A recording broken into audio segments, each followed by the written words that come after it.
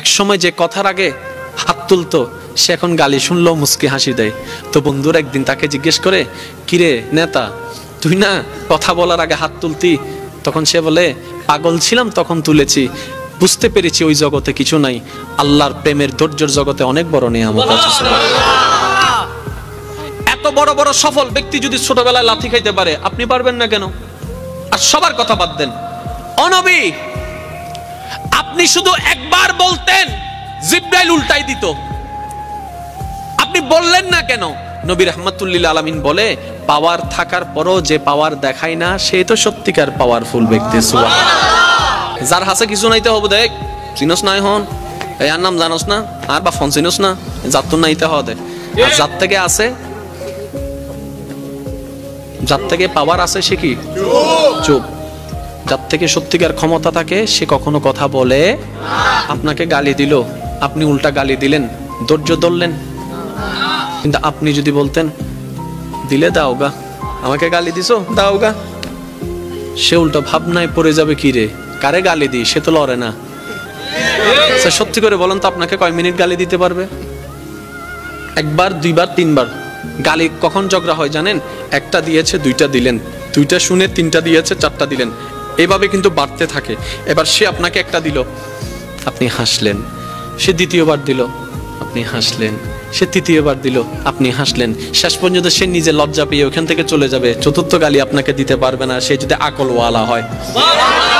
আর আপনি আমি বোকামি করি কি, এই কি হইছ তুই আরে মারি দি, মারি দনা করে পুলিশ আরো ধরিলে যার গুই তা হইলাম না, আয় তো ন দিতে দিয়ে দে, ওদের মাঝি হনে ওদের আয়, ওদের তুই চল।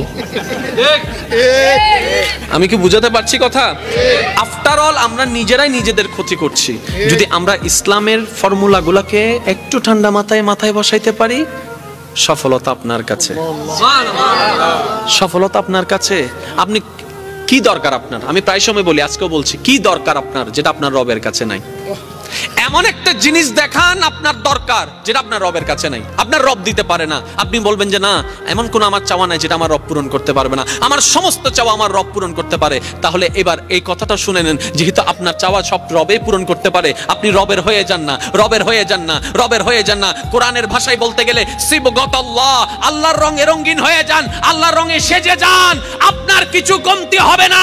আপনি যদি পাহাড়ের গুহায় বন্দী হয়ে যান, জগৎ বলবে আমরা কেউ চিনি না তাকে, জগৎ বলবে খুঁজে পাচ্ছি না তাকে, আপনি বলবেন কাউকে পাচ্ছি না, রবে বলবে বান্দারে চিন্তা করিস না, লা তাখাফ, ভয় করিস না, ইন্নাল্লাহা মানা।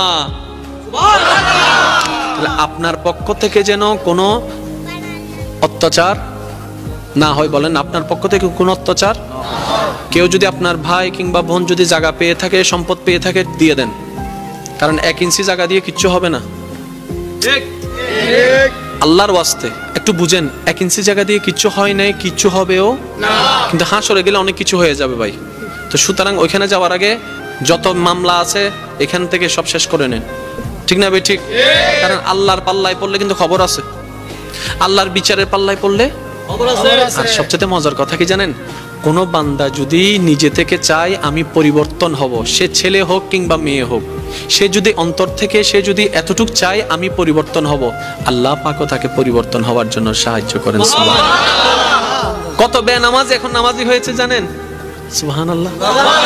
কত নামাজি এখন তাহাজ্জুদওয়ালা হয়েছে। সুবহানাল্লাহ। হাজার হাজার আছে।